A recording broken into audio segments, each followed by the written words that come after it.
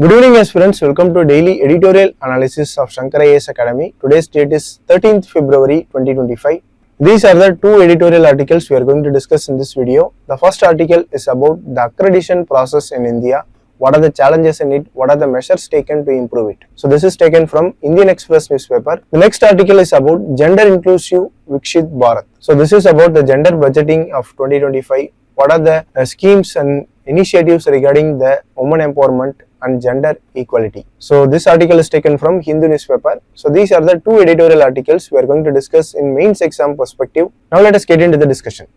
Now look at this article. This article discusses the union budget of 2025 and its emphasis on the gender inclusive development. The article highlights there is an increase in gender budget to up to 8.8% of total allocation. So the article explores the initiatives which are supporting the women's economic participation, their workforce inclusion and financial independence. So we are going to discuss about the role of digital and financial tools in empowering women and what are the development measures regarding the gender inclusivity in India. Firstly, about what is gender budgeting. So gender budgeting means targeted allocation of financial resources in order to address the gender disparities and to promote the women's empowerment. So this is the gender budgeting. If we take the budget 2025 to 2026, the gender budget increased to 8.8% of the total budget, which is the highest in the decade. 4.49 lakh crore rupees was allocated across 49 union ministries for gender specific programs. Looking at the constitutional and legal provisions for gender equality, important articles like Article 14, 15, 39D, 42, 51A talks about the gender equality and gender inclusion. Article 14, which gives the equal protection of laws. 15, which mentions a prohibition of gender based discrimination. Article 39D talks about the equal pay for equal work. Article 42 gives the state the duty to just and human conditions of work. Article 51A, duty of citizens to denounce the practices which are derogatory to women. So these are some of the constitutional provisions for gender equality. Now let us see some key legal provisions regarding gender equality. Maternity Benefit Act, which was amended in 2017. This act provides 26 weeks of paid maternity leave. Protection of Women from Domestic Violence Act 2005. This act ensures legal protection of women from abuse. Next is Equal Remuneration Act of 1976. This act mandates equal pay for equal work. Next is Sexual Harassment of Women at Workplace Act 2013. It institutionalized the grievance redressal for women. Dowry Prohibition Act of 1961. It criminalized the dowry related offences. So these are some of the legal provisions regarding the women protection or gender equality in India. Next is women economic participation. India's female labour force participation has risen to 42% in the last year, which is approaching the global average of 47% according to International Labour Organization. So we have achieved almost 42% and we are going to near the global average of 47% of female labour force participation rate. The government aims for 70% of female participation in economic activities, and this also aligns with international gender equality goals.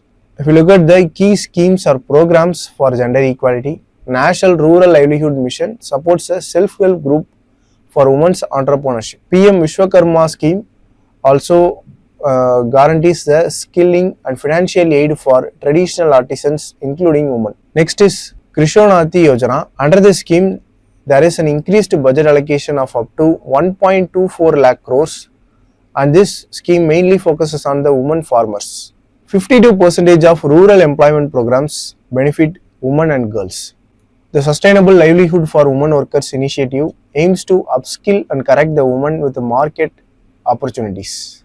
Deen Dayal Antyodaya Yojana is expanding for better market access and training for women. National Center for Excellence it is for skilling, which is announced in the budget of 2025. 90% of working women are in informal jobs in India. So this gives them low wages and job insecurity. So the budget 2025 focuses on enhancing the social security and credit access to women. Now what are the key measures taken for this empowerment of women? Important one is e-Shram portal. It is a registration, insurance and financial aid to women. Maternity and parental benefits, fair wages and child care support, formalization of work under SEVA expansion and employer incentives for hiring women. Financial aid was provided under JAM Trinity based microloans. So these are important measures taken for women empowerment. Next, women in digital and AI economy. Disha and PM Digital India focus on digital literacy and e-commerce support for women. Subsidized loans for women-led AI and IT startups are also given by the central government. Scholarship and corporate hiring incentives are made under the STEM inclusion. Online learning and jobs for free skilling programs and placement support is provided under many of the central government schemes. So with this, let us conclude the discussion and move to the next news article. Now look at this article. It discusses the corruption in India's education accreditation system. So it highlights the past reforms like digitization to enhance the transparency, but it also stresses the need for technology-driven solutions and strong governance. The author advocates the blockchain-based verification and regulatory accountability for safeguarding the educational quality. So this is what discussed in this news article. In this context, let us discuss about India's education accreditation system. An education accreditation system is a process of quality assurance where independent body evaluates the institutions and programs. So this is to ensure they meet the predefined standards. Accreditation is crucial in maintaining and improving the quality of education. So in order to ensure the compliance with regulation, accreditation is a very necessary process for education system around the world. Now let us see the legal framework governing the accreditation process in India.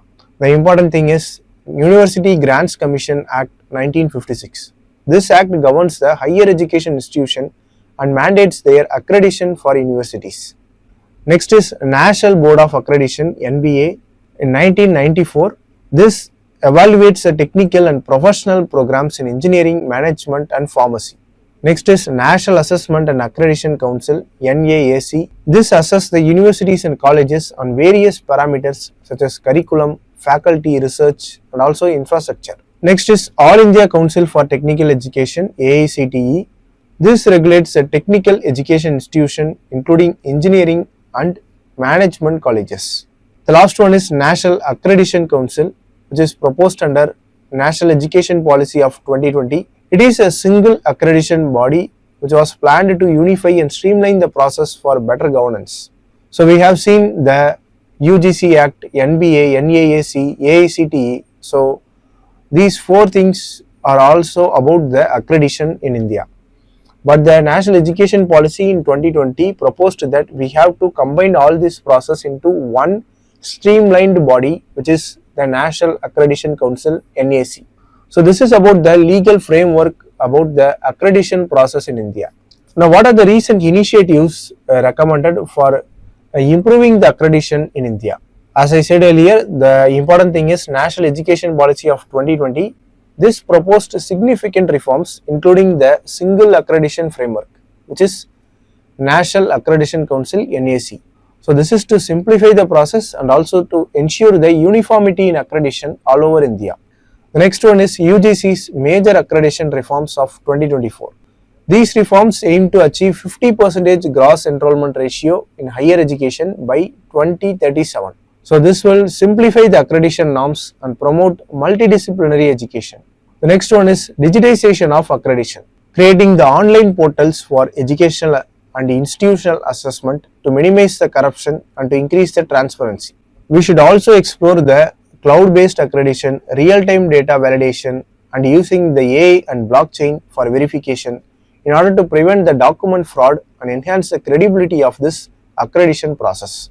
Now what are the shortcomings or challenges in India's accreditation system? The most important one is bureaucratic inefficiencies.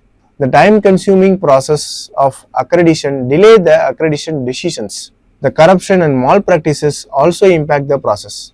Then about the lack of autonomy.